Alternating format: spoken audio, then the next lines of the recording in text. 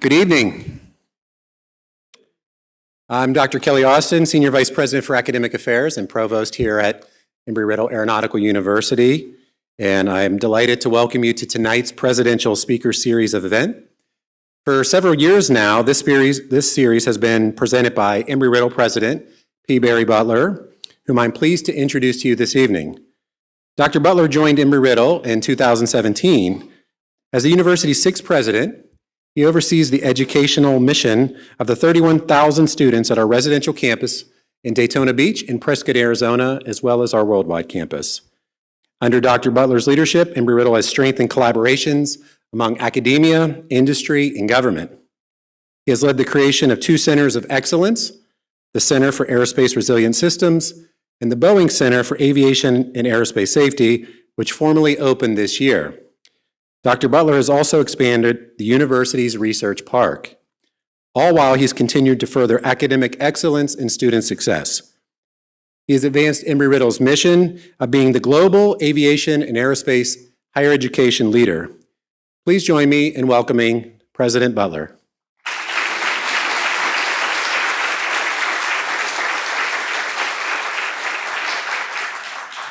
Thank you, Kelly.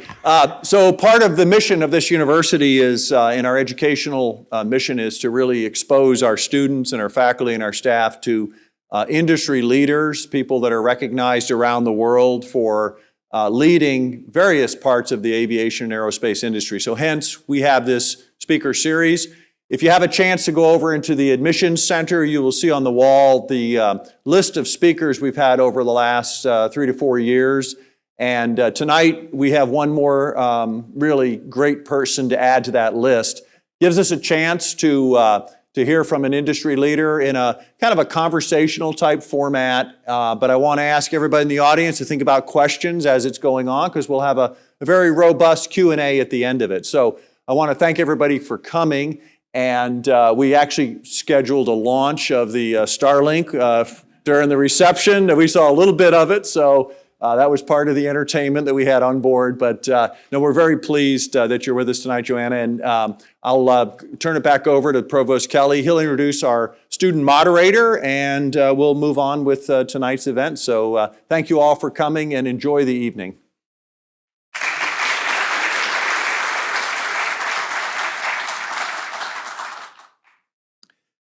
Thank you, and once again, thank you so much, Dr. Butler, for hosting the Presidential Speaker Series. This evening, we are very pleased to be joined by an exceptional aviation leader, Joanna Geraghty, CEO of JetBlue. We're so delighted that you're here with us this evening. Before we hear from her, though, I'm pleased to introduce tonight's student moderator. During our Presidential Speaker Series events, exceptional eagles always lead these interviews.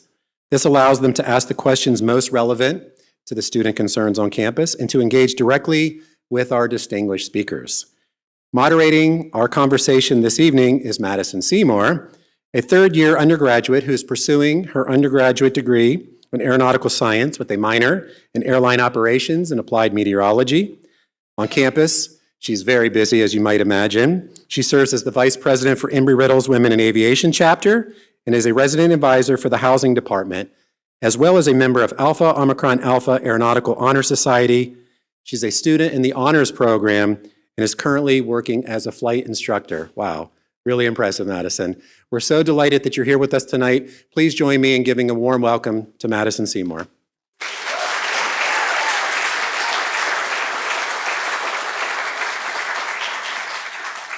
Well, thank you, Provost Kelly, for the warm welcome. I really appreciate it. And welcome everyone to this year's Presidential Speaker Series featuring a candid conversation with JetBlue's CEO, Joanna Geraghty. Joanna Geraghty first joined JetBlue in 2005 after initially being a partner at a law firm. Over the years, she served in a variety of leadership roles, including Executive Vice President of Customer Service, as well as Executive Vice President and Chief People Officer. Additionally, in 2018, she became the President and Chief Operations Officer. Earlier this year, Ms. Geraghty broke barriers by becoming the first female CEO of a major U.S. airline carrier. With her focus on delivering a leading and safe customer experience, along with enhancing operational, commercial, and financial performance, She prides herself on continuing to foster JetBlue's unique culture. Today, we will not only get to explore the JetBlue operations, but also Joanna's success within the aviation industry. Let's give a warm welcome to Miss Joanna Geraghty.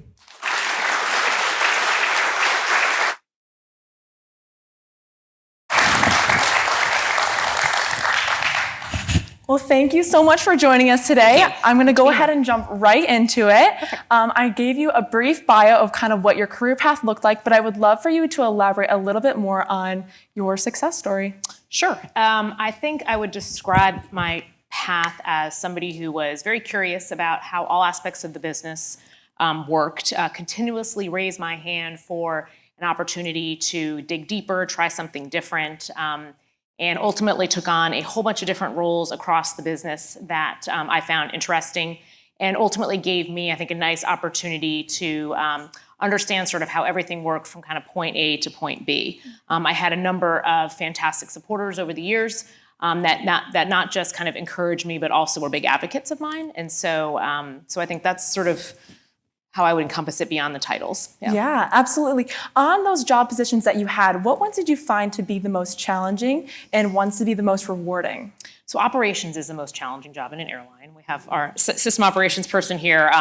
It is 24/7. It never ends. You're making decisions that oftentimes might seem wrong in the moment, but turn out right, or vice versa. And it's just relentless. So I think operations in general is just tough. It takes a toll. We had COVID in the middle of all of it, so that presented a whole unique set of circumstances that truly tried resilience and other areas. But I think for me, the biggest step up early in my career was moving from a lawyer, where I had a team of about 10 who were highly motivated individual contributors that kind of knew their profession, to leading a group of 300 in the people role across many different areas of people, some of whom were very content to do their job for 15, 20 years, and others of whom, wanted to kind of run the company. And how do you kind of bring a disparate group of people together with different backgrounds and kind of point them in the right direction and get everybody rowing? And that was a big step up from 10 people, and they were lawyers. Absolutely. I can definitely see how that would be a challenge. So you mentioned that you have a background in law, right? That's how you kind of started. Right. Tell us how you geared your career to shift more towards the aviation industry. And if not the aviation industry, what industry would you like to go into? So when I graduated from law school, I had my master's in international relations, and I knew I wanted to do something international. And so I applied to a bunch of different roles, and I got hired by an airline aviation firm. So I actually started my legal career working for airlines. And so some in the room might remember night court. Some probably have no idea what I'm talking about. But night court is a real thing in New York City. Night court is where $5,000 or below small claims court cases get handled. And guess what ends up there? Lost bag claims. And so I represented a lot of different airlines, many of which are not here anymore, Sabina being one, in lost bag claims. And I got to kind of cut my teeth on a whole bunch of small cases in the airline space, tort cases, personal injury, product liability cases for a whole host of different airlines. And you start there, then all of a sudden you have some product liability cases. Then I got involved in larger catastrophes, so American Airlines 1420, American Airlines 587 accident in Bell Harbor, Queens, Concorde, and kind of did that. So I actually fell into airlines. It wasn't necessarily something I set out to do, but loved sort of the international aspect of it, loved the treaty law that's part of international aviation law, and then ultimately just fell in love with the industry and how everything is always moving, not like literally yes, but how everything's always moving and very dynamic. Awesome. Well, we're happy to have you in our industry. We're very lucky. You have been with JetBlue since 2005, right? We said that in your bio. How have you seen the company evolve since then? And now being the new CEO, how do you see it evolving in the future? Sure. So I joined JetBlue in 2005, and we were at a point where we still had the original founders were leading the company. So David Neilman, who was the original founder, was the CEO. Dave Barger was his number two. And we were growing a lot, and we were growing very fast, opening new markets literally every week, taking multiple aircraft literally every week, new deliveries. And we faced some challenges early on where our systems, processes weren't keeping up with the level of growth that we saw. And so I was actually there for our 2007 meltdown that I think front page of New York Times Valentine's Day Massacre, I think is what it was called. And I was in the legal department at the time. And at that moment, everybody it became all hands on deck. And I literally started kind of running our crew services function because we lost our pilots. We lost our in-flight. They were scattered everywhere. And so that was a real inflection point for JetBlue where we had to take a step back and reassess what we were doing because the infrastructure wasn't keeping up with the growth. And so we kind of cycled through that and I think hit our mojo. Then 2008 happened. Lufthansa bailed us out. We were looking at filing for bankruptcy and we got a $300 million injection from Lufthansa. And then, we sort of kept moving and, we're always changing, focusing on how do we evolve the customer experience, focusing on how can we ensure where we're flying are the places that our customers, largely leisure, want to fly. We grew Boston. That was a tremendous opportunity for us. Boston historically hadn't worked well, Logan Airport, but with the big dig and more connectivity with the city, that became a really important part for JetBlue. But I think what ultimately never changed was, I think, first, our culture, our values. We're very much a values-driven culture. We have 5 of them: safety, caring, integrity, passion, and fun. They're not words on a wall. They're actually words that we really try to live by. And then our focus on the customer and making sure that we hire people who actually enjoy customers and want to serve them. And I think we haven't lost that, although I think the last few years have been a little challenging given some of our deals that we were pursuing that didn't work out. But that was kind of always at the heart of what we did. And as I think about through those years, even though we've changed and gotten bigger, we've tried to really keep the culture and keep the customer experience. Yeah, absolutely. Well, speaking of JetBlue's culture, I think it's pretty well known that you guys create a diverse and inclusive environment. This is a bit of a multifaceted question. So as being a female in a male-dominated industry, have you ever faced adversity? If so, how did you counteract that? And if not, what were your coworkers doing to create that inclusive environment? Yeah, I can't say I've ever faced adversity. I think everybody in their job faces adversity at one point or another. I think sometimes I'd have to kind of stand up straight and walk into a room where it was full. I remember one distinct meeting, we had all of our ground handling companies there, and it was literally like 25 men who were the presidents of the company. And I kind of walked in and it was a little, wow, that's a lot of like white men in the room. But it is what it is. And so you kind of lean in and focus on doing your best job and how you connect with your people and supporting one another. And an airline, it's a true team sport. And I think at JetBlue, that's always been sort of the ethos and the leadership culture. We really focus on how do we do best for JetBlue. So even when there's politics at play or whatnot, I always have firmly believed that all of our leaders truly believe in making sure we set our frontline up for success, and it all comes down to serving the customer. So with that sort of North Star, it sort of cuts through a lot of the noise out there. I mean, I'd love to be able to talk more about soccer and football. I don't know much about them, and I sort of tone out. Sometimes I'll talk fashion with the guys in the office. But anyways, you kind of cut through some of that. At the end of the day, results matter, and that's what I've been focused on. Absolutely, absolutely. Well, being a female pilot myself and also a representative of women in aviation, what advice do you have for myself or any of my peers in the audience when it comes to being a minority in the workplace, right? Yeah, so I mean, at the end of the day, results matter. And so, I'd suggest you got to see past gender issues and really focus on how do you do your best job possible so that you're graded on that. And that's always been my goal, is I'll work harder than anybody. I'll do my best. Sometimes I'll succeed, sometimes I'll fail, but it won't be for lack of trying. And at the end of the day, I think, that's ultimately what breaks glass ceilings is when you point and say, wow, that person really, delivered. Yeah, absolutely. It's all about the person. Yeah. Exactly. Well, I would love to hear kind of what a typical day in the life looks like as a CEO, right? You get to this high position, and then when you get there, what are the actual day-to-day operations that you are specifically doing? Sure. So, it all comes down to your team. And I've tried very hard to build a great team, a diverse team. It's a team still in evolution. We'll have a couple of announcements actually that'll come out tomorrow as we continue to build a team that I'd like to have in place for my tenure here. And at the end of the day, I'm very focused on how do we empower the team and make sure that the right decisions are making it to my team and my level, and we're pushing decisions down into the organization who are better equipped to make things that impact them on a day-to-day basis. We're not there yet, but that is one of my goals. As we grow, we're 25,000 crew members. We've got to figure out a way to decentralize some of what we've been doing for, the last 10, 15 years. In terms of my day-to-day, there's a lot of emails. I miss them too sometimes, and I always feel bad. So sometimes I'll say, email me twice. I'll probably catch it in a second. Listen, I get a lot of customer comments, complaints every day. So I try to clear those out. I have a team that manages those, but they get sent to me, and I want to make sure we always reply. We have a lot of meetings, which we're trying to actually reduce. We're trying to create a no meeting Thursday where we can be out in the operation. That's one of the things I really want to focus on in terms of my leadership style is connecting with the operation and making sure that our crew members know we are there to serve them.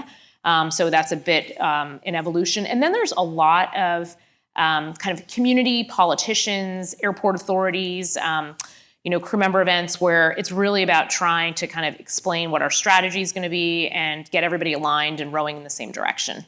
Yeah, absolutely.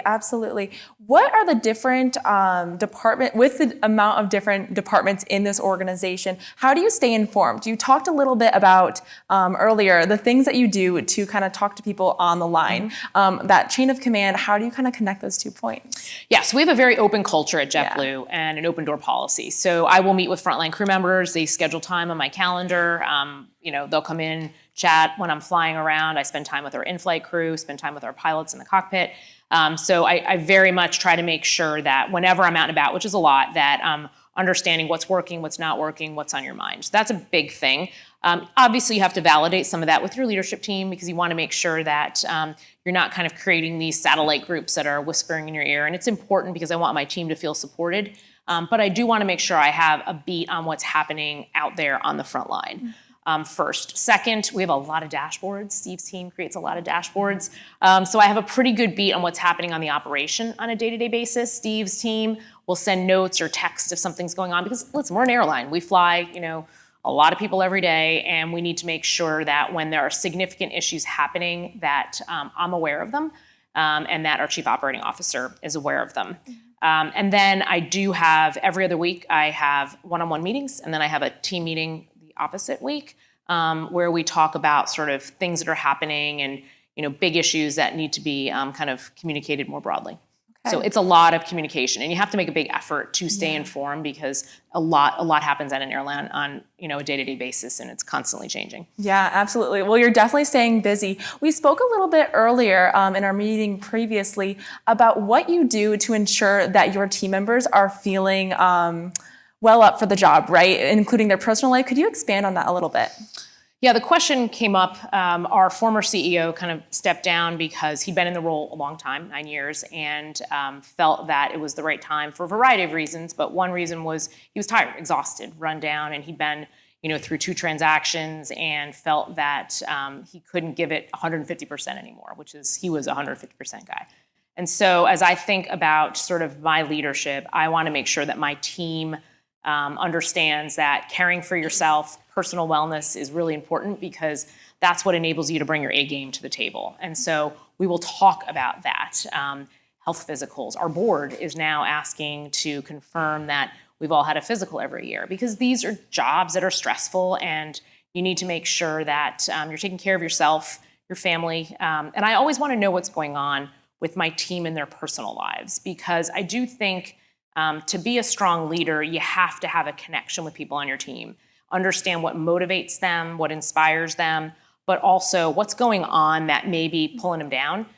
Because if you don't know that, you might lead them in the wrong way. And so, our goal is to help our team, lift them up, make sure they're set up for success. And I think you need to have a pretty up close and personal leadership connection with them to do that. Great. Well, thank you for shedding some light on that topic. I really, really appreciate that. We're going to go ahead and kind of shift the gears to more of the operational side now. So currently, there's a widespread staffing issue that the aviation industry is facing in general. Although most people think this is just a pilot shortage, there's also need for air traffic controllers, business administration, and maintenance personnel, and more. What is JetBlue doing today to counteract this industry-wide staffing shortage? Yeah, it's a great question. So I think first, coming out of COVID, that was really hard. I mean, you lost a lot of senior talent, experience. And so I think the big headline is, we've been able to get to the right staffing levels, but there's a lot of juniority out there. And that's challenging because it means you're less efficient. It means there's a broader learning curve. And so how do you build programs that can help ensure that there's enough time to learn and get up to speed? In terms of the broader shortage, obviously mechanics, that's tough. We have a gateway program where you can come in as a JetBlue crew member from another department or from a university into our tech ops department. Likewise with pilots, Embry-riddle is actually a partner of ours in our pilot gateway program, where you apply early and then you're guaranteed an interview at JetBlue while you do your education in Embry-riddle. And then you used to go fly for kind of regionals. Now we've actually reduced the requirement, so it's 1,500 hours to fly. But I think the significance of that is you have a mentor and somebody kind of meeting with you all along the way. So it creates an environment where you feel very connected to JetBlue. And we've noticed with our gateway programs, we have very, very little attrition. And actually, the first Embry-riddle gateway pilot, I think, is now a captain at JetBlue. So it's exciting. It's a great program, but one that creates a lot of stickiness. And you want seniority with your pilots. You want them. You want to make sure that they stay. And you make a big investment in training, and ultimately you want them to stay for their career. So we created those programs probably 12, 13 years ago. We were one of the first to create these gateway programs. And now a lot of airlines do them, but they are wonderful in terms of creating that sort of life cycle kind of relationship that you can have with a crew member. Yeah, absolutely. It sounds like it's been a really successful program so far. Yeah. How do you see that program developing within the next 5 to 10 years? Yeah, so I think continuing to add schools into the program. And then I think the other piece is we've created multiple gateway paths. So we have the university gateway, we have a crew member gateway, we have a crew member and family gateway. As you look at an airline, there's so many different jobs out there, and some pay more than others, some have more trajectory than others, some are tough physically and probably difficult jobs to do. Seem great when you're 25, but when you're 65 and you're loading bags on a plane, that's a hard job. So how do we create these opportunities for our crew members within other departments to become an airline pilot or to become a maintenance technician? And so that's been sort of our growth strategy with these programs, because I want our crew members to see the opportunities within JetBlue and recognize that they can stay here for 25, 30 years and try different careers all along the way. Absolutely. I think it's incredible that JetBlue specifically focuses on the quality of life at all different levels of operation. Yeah. That's incredible. Well, another major concern in the aviation industry, as I'm sure we're all aware, is the sustainability efforts. So with sustainability being a major concern in the aviation industry, what steps are JetBlue taking today to reach their ambitious goal of net zero carbons by 2040? Yeah, so there's a few pieces to that. Across the industry, it's going to require kind of a full hands-on effort. So I think the first big piece is sustainable aviation fuel. That isn't where it needs to be. Obviously, demand outstrips supply. It's expensive. We have a program with our corporate customers where we sell SAF certificates to offset Scope 3 emissions. So they're kind of corporate travel emissions. And so we're able to cover the cost of the difference between jet and sustainable aviation fuels. But at some point, you need the government to step in and encourage some of the big guys to actually start producing more SAF. We actually have a relationship with Exxon, which we think they're going to go down that path. So that's the first piece of it. The second piece, new technologies, hydrogen. That's a bit of a ways off, but there's a bit of a bet there. And then the third piece, air traffic control reform. And if we can ensure that point A to point B is more efficient, that we're using the technologies that we're fully equipped to do, that's a big part. I'm concerned that won't happen because it seems that the focus is less on actually setting the system up for next gen and equipping our controllers with the technology and the training needed, and more about other areas that may poll well. But at the end of the day, it's going to take an entire industry to kind of align on this. And you see airlines now sharing best practices around SAF. We actually invest in one of United Airlines' programs. So it's going to take the whole industry to get there. Great, absolutely. So with this goal of net zero emissions by 2040, do you see any other competitors trying to reach a similar goal? And you also mentioned that you're working together with them. So kind of how does that work, right? Yeah, everybody is trying to get there. So yes, and including manufacturers, I think they're 2050. So it's, we have to work together on this. And as I mentioned, we're investing in United Technologies, their venture capital fund, small investment, but that's a real signal to this is a partnership and we have to do something. Boeing is also leading an effort here. We don't operate Boeing aircraft, but we very much partner with them on how do we create more access to SAF. Awesome. Well, speaking of hydrogen, I know that JetBlue has a ventures program. So JetBlue is an investor in Universal Hydrogen, which is a startup company focused on the decarbonation of aviation fuel.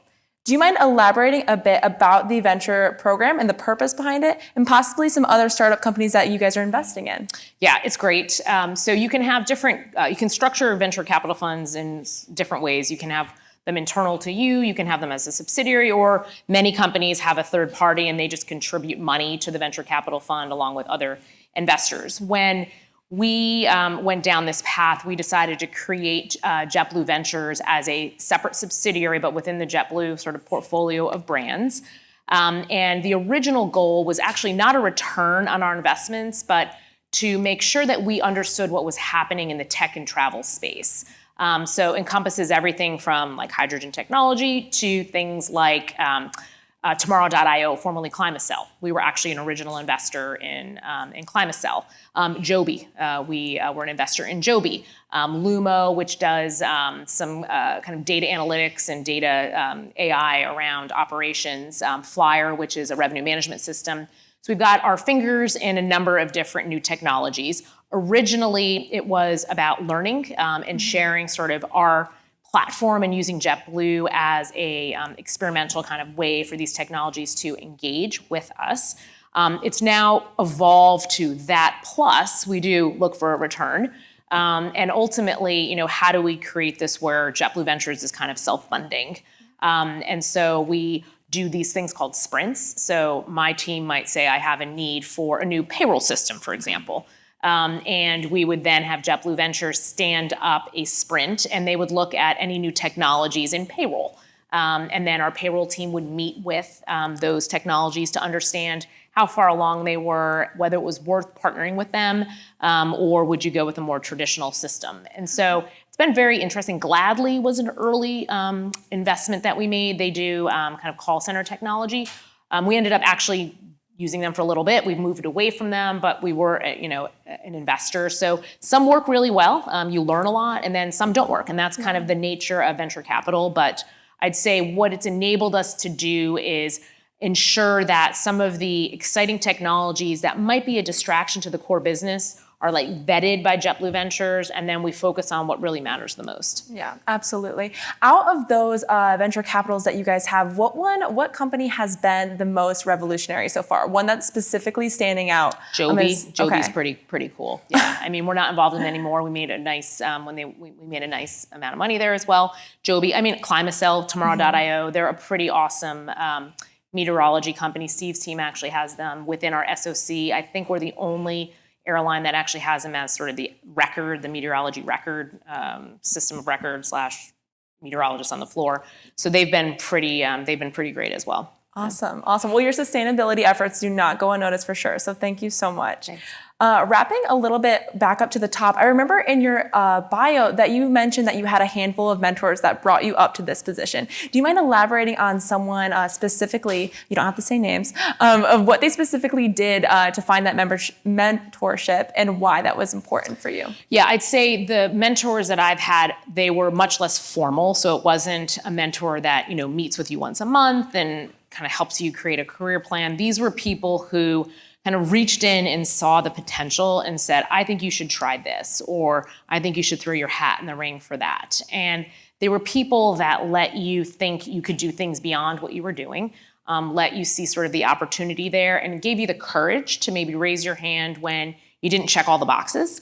And I've had a lot of people like that along the way. A few kind of stand out. Our former CEO, Robin, has been, a mentor for me for a long time, as was actually all the CEOs at JetBlue. They were very much a group of people who said, try it, you can do it. And then, other folks along the way. But it's that advocacy and recognizing the opportunity and then connecting the dots. Yeah, absolutely. Having someone to lean on is very important. Yeah. That's incredible.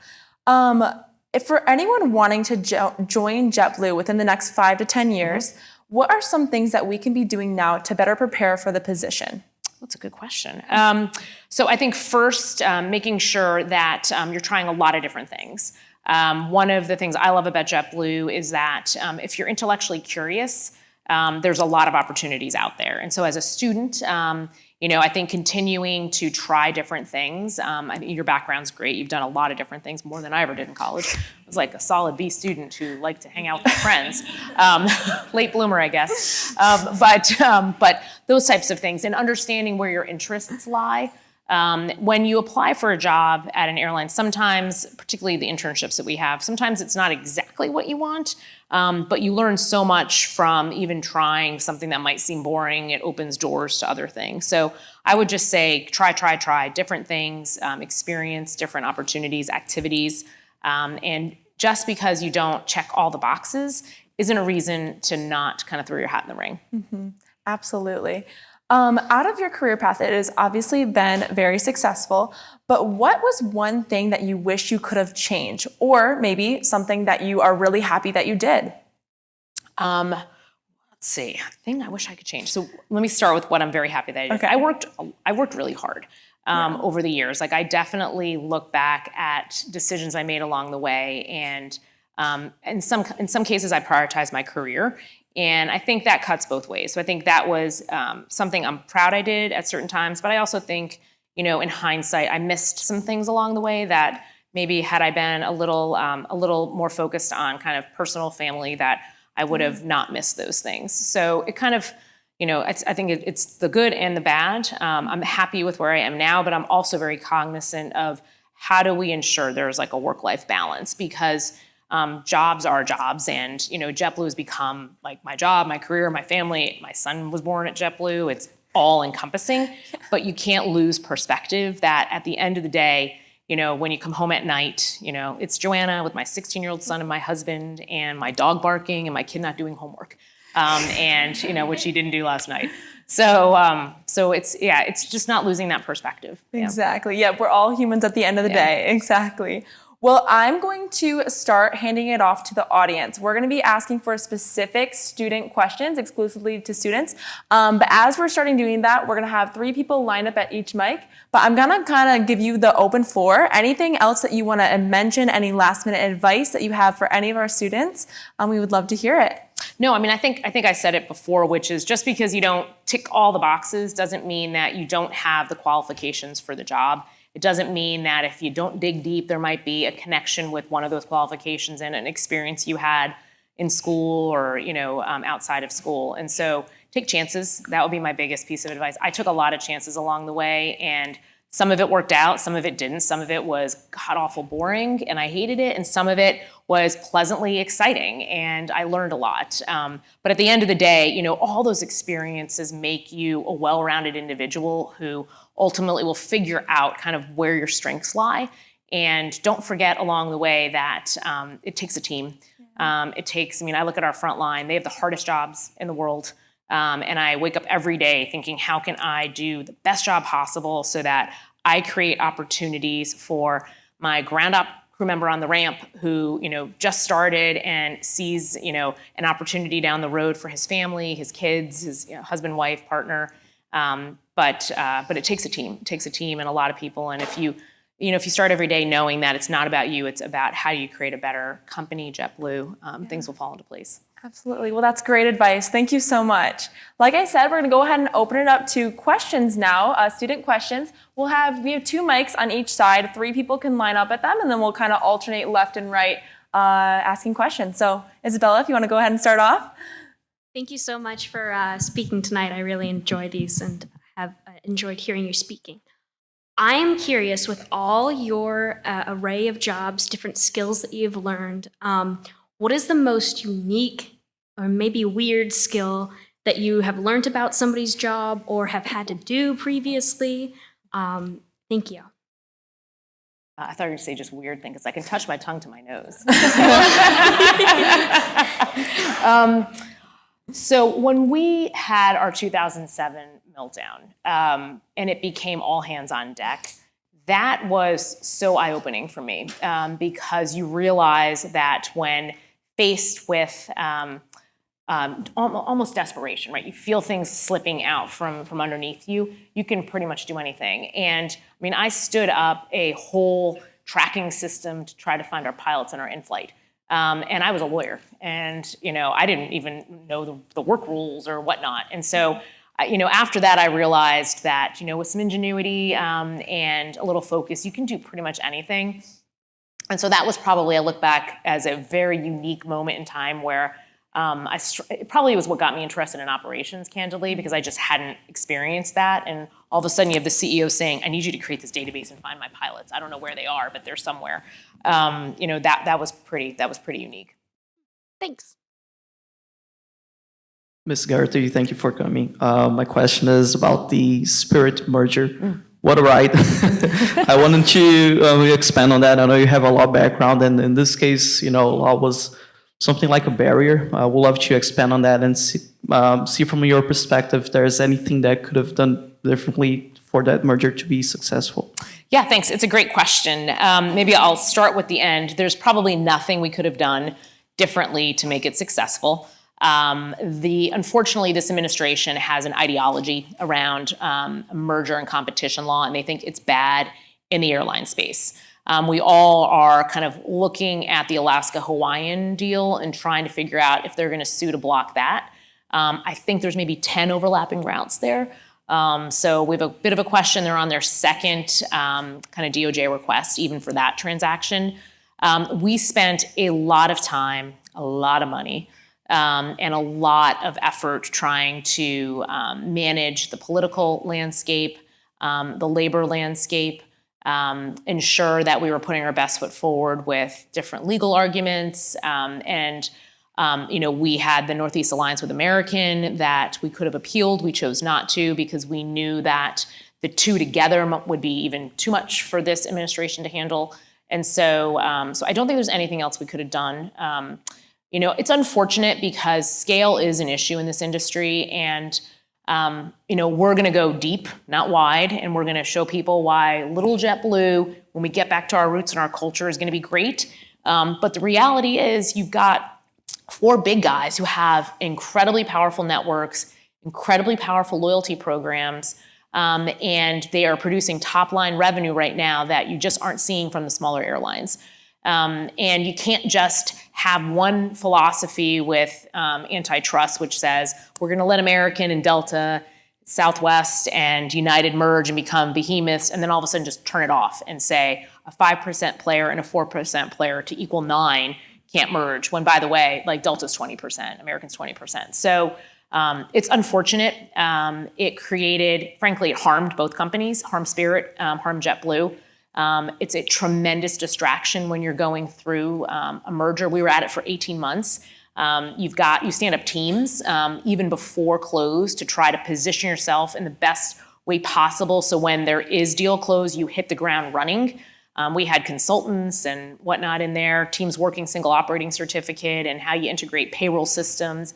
So a lot of time and effort. And I think the pendulum's going to swing back at some point, but unfortunate and disappointing. But we need to move forward, and we need to show people that little JetBlue can succeed and be great at it. Thank you so much. Appreciate it. Thanks. Go ahead. Greetings, Mrs. Joanna. So my question is in the same line about in the same financing line. I am a pilot, also a technician here in the university, and I'm minoring in finance. And we were recently looking at the financial statements, and we know it's the case for most airlines that the biggest expense from your operations is employees, wages and benefits.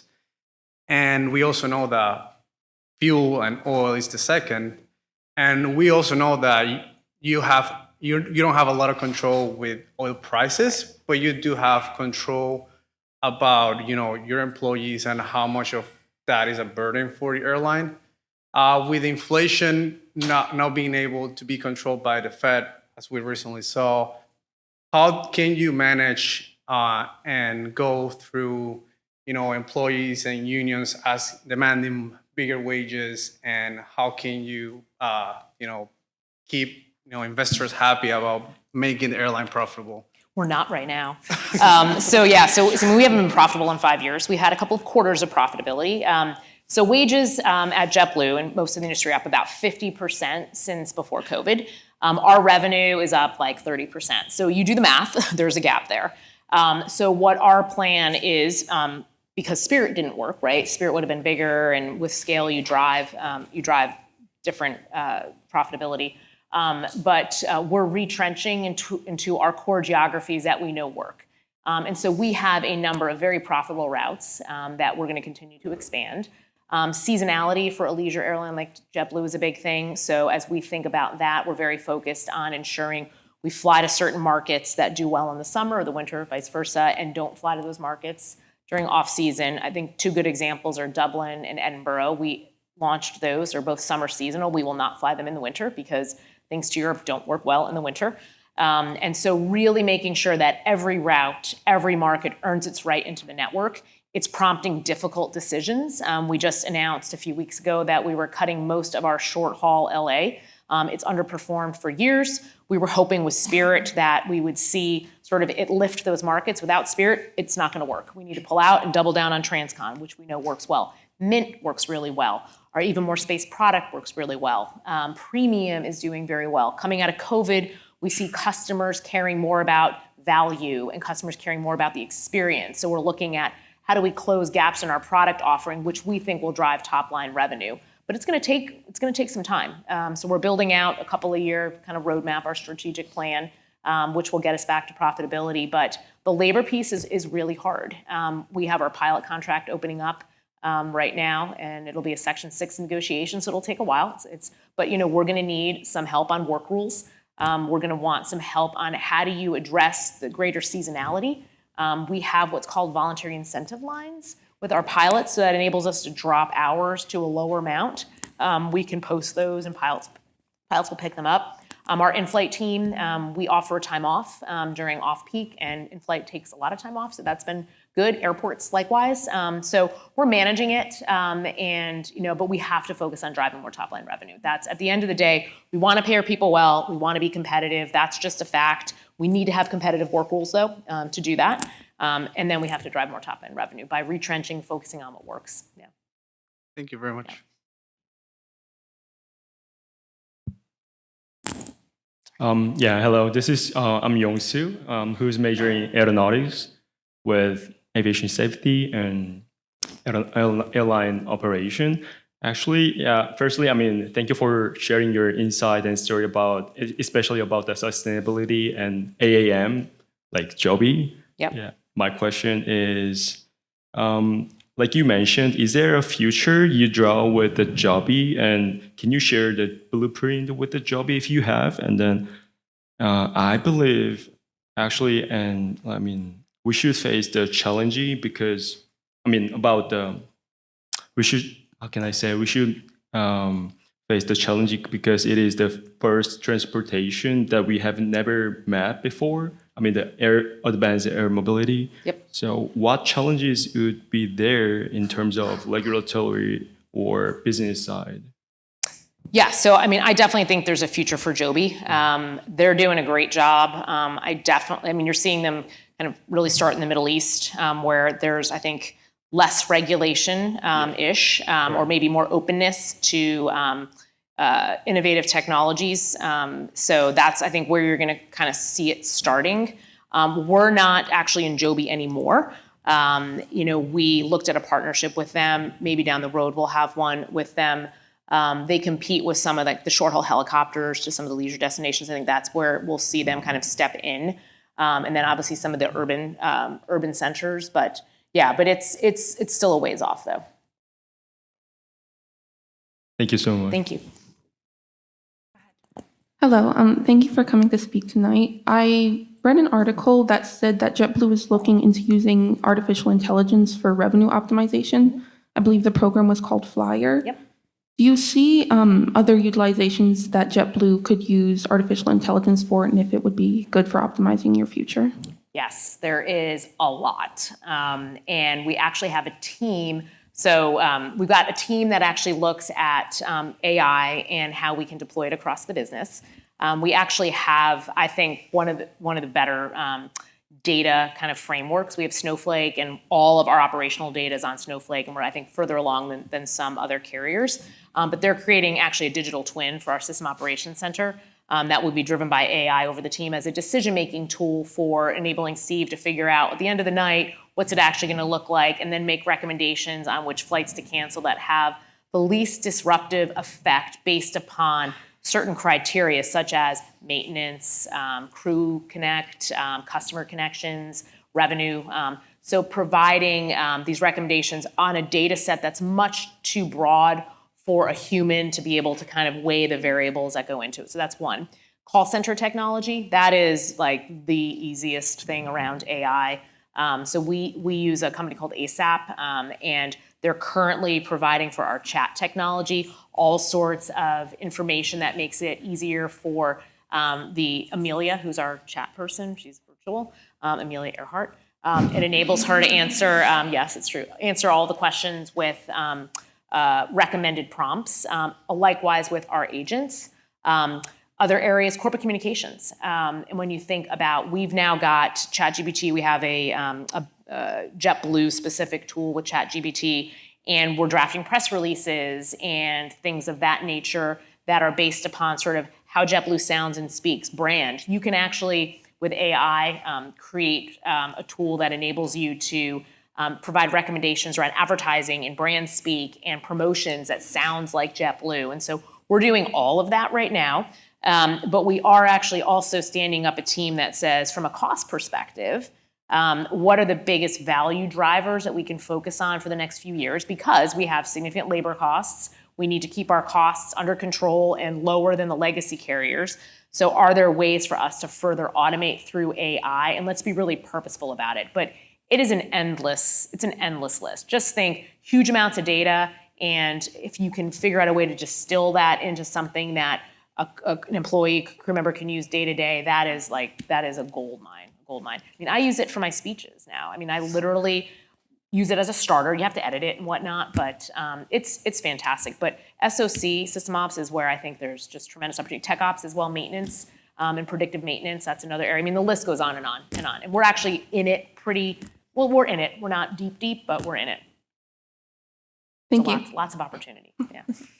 The key for you guys is figuring out which careers it's not going to.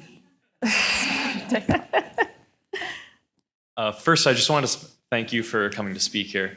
My question pertains to some I like of the your shirt, issues. by the way. I think it says thank you. JetBlue on it. But yeah, so my question pertains to some of the issues kind of that have been seen industry-wide with a lot of the Pratt & Whitney GTF engines. I'd love to hear kind of how JetBlue is being impacted by this and how this could impact JetBlue's future. Yeah, it's super frustrating.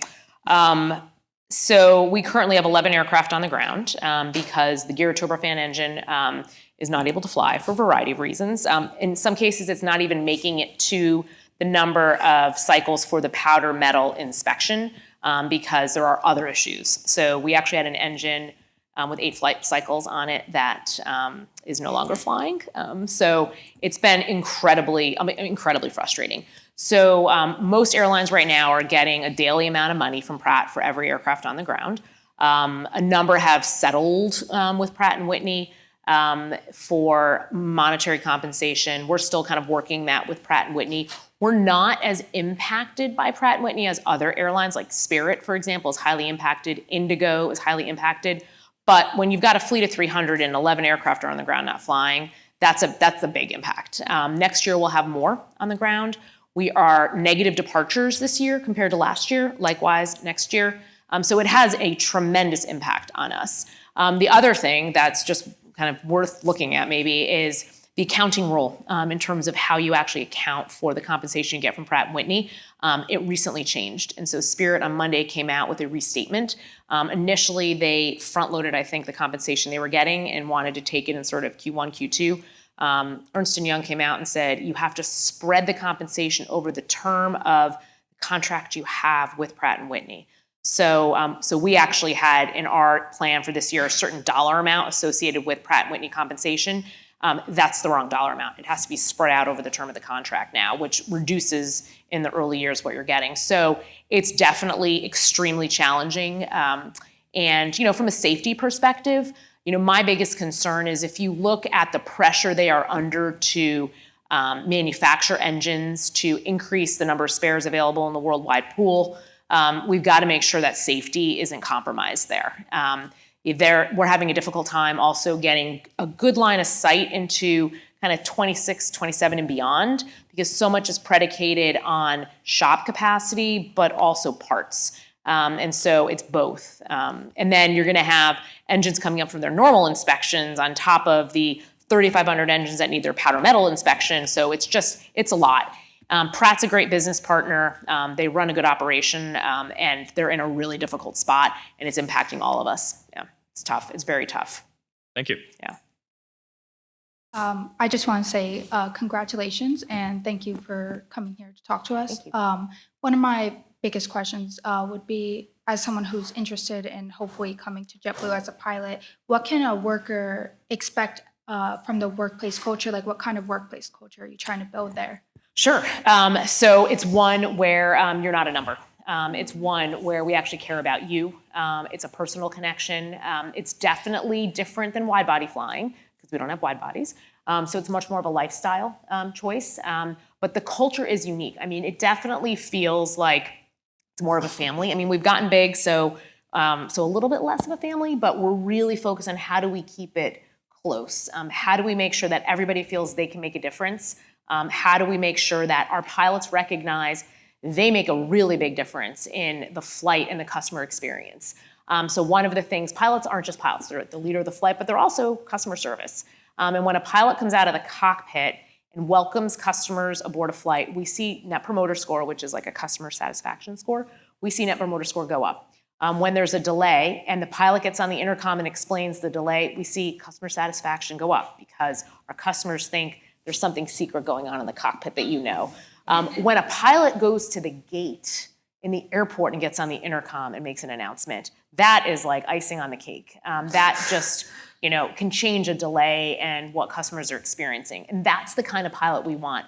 We want them to recognize that they're here as part of a team. Yes, they are the safety officer of the flight. Yes, they are the leader of the flight, but they're part of a team. And you're there to inspire our in-flight, inspire our customers every day. We actually had a couple of pilots leave recently to go to another airline that I will not name, and they actually, a big one, they actually came back because of the culture.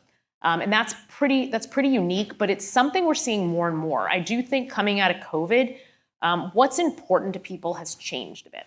And so, when I started, it was pilots have a calculator, they put in their years of service, they put in the hourly rate, they have a narrow body rate, a wide body rate, they can run the numbers and spits out and like they knew their lifetime earnings. I'm sure a lot are still like that, but there are still many, I think, that are emerging that are more culturally focused. And I spend a lot of time in our training center.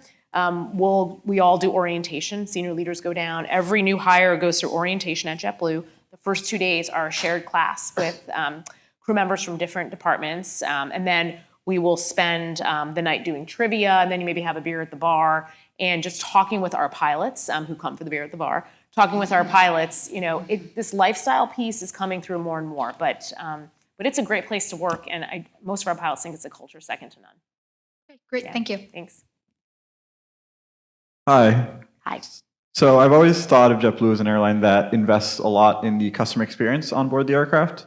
JetBlue aircraft was the first aircraft I flew with this screen on the seat back in front of me, and more. That aircraft is still probably flying with that exact screen. Unfortunately, we have 38 of them, or 11 of those, 11 with the original screen still, yeah. And more recently was the first airline I flew with complimentary in-flight Wi-Fi. So my question for you is, what is JetBlue doing in the future to continue improving the customer experience? Yeah, it's a great question.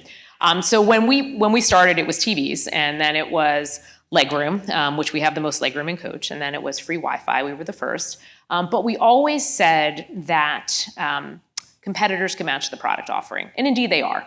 And so our differentiation is really our people. And as you come out of COVID, where you've hired a lot of people that when you hire in high volume, sometimes a few slip through that maybe shouldn't. We are redoubling our efforts around the experience the crew member delivers. Because you don't necessarily remember the Wi-Fi or the TV, but if you have a great in-flight crew member or a great pilot that comes and makes a connection, invites you into the cockpit, gives your kid wings to fly. We used to do cards in the cockpit. Delta does it now. We're going to do that again. That is a special differentiator for customers, and that you can't match. And so that's our focus, and that was our secret sauce. We've wobbled a bit. That's got to go back to being our secret sauce because you're able to match the product now. Now, that said, there is still a lot of innovation that we can do. Personalization is one of the big areas when you think about in-flight Wi-Fi and TVs and how do we make that experience personal to you. And so if you fly us now on our Avant system, it'll say like, welcome Joanna, it'll remember your movies.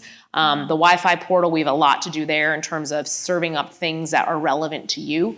The other area I'd say is travel products. So we have our vacation packaging product, which is fantastic. And the way we've kind of brought it together, where there's a concierge service that kind of underpins it so that if there's a disruption, we call you, make sure it's all seamless and fits together. Plus, certain locations, we actually have the insider experience. So really trying to kind of bring, for the leisure customer, those pieces together. And then last, our loyalty program.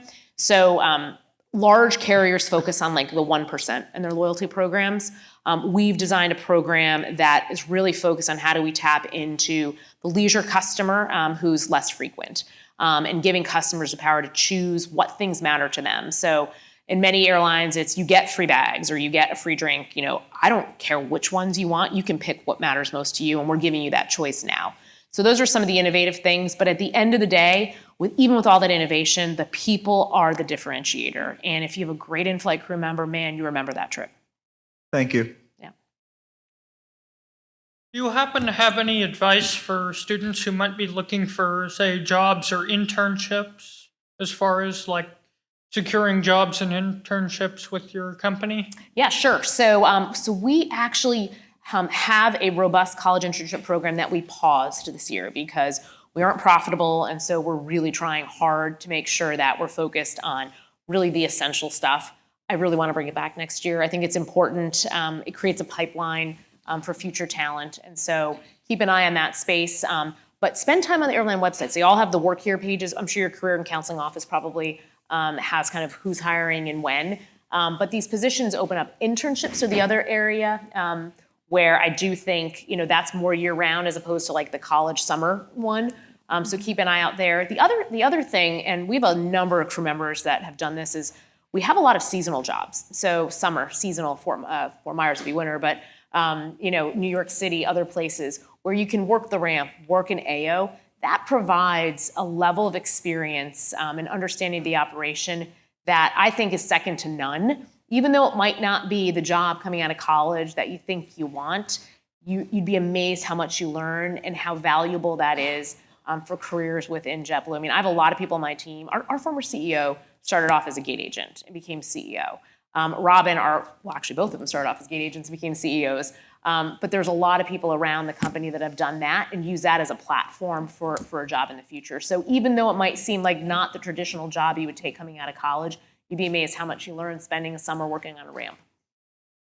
Thank you. Yeah. Hey, my question is, where do you see the company in 5 to 10 years, and what are some of the challenges ahead for JetBlue? I don't think any airline can plan out 10 years. I think it's nearly impossible. So I'll say maybe 3 to 5 years. First and foremost, we need to return to profitability, and that is our number one focus. You cannot continue down this path. We have $10 billion of assets. We have plenty of liquidity, so that's not a concern for us. But in terms of, we've got some ramp there, but we've got to get to be profitable. And that all comes down to really making sure that our network is tight and we're flying the places that are profitable.